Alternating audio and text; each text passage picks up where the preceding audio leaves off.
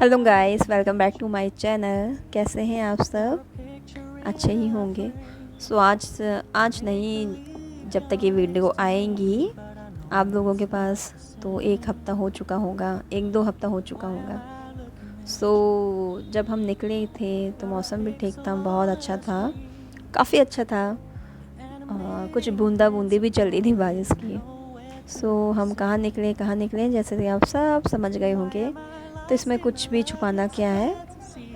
हम इलाहाबाद को निकले हैं, जो कि इलाहाबाद को इलाहाबाद भी कहा जाता है, प्रयागराज भी कहा जाता है, बहुत कुछ कहा जाता है, बहुत कुछ नहीं, तीन ही चीज़ कहा जाता है। सो काफ़ी महीने हो गए थे, जैसे सबको पता है लॉकडाउन भी चल रहा था, कोरोना भी चल रहा, इस चक्कर में कहीं भी निकलना नहीं हो पाया था।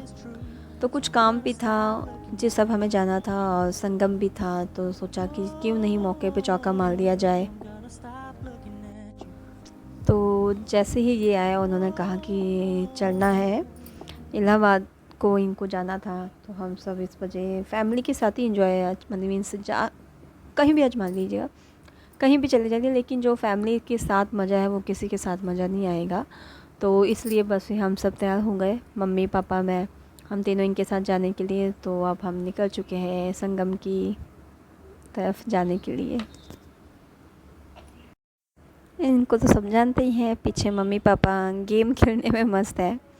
आजकल का जैसे पता ही सबको है, लूडो का बहुत ज़्यादा चल रहा है, तो बस पापा मम्मी उसी में थे। यहाँ मैंने अपनी आवाज़ को इस वजह म्यूट कर दिया था क्योंकि बाहर में विंडो खोली हुई थी, तो बाहर की बहुत ज़्यादा नॉइस आ ही रही थी।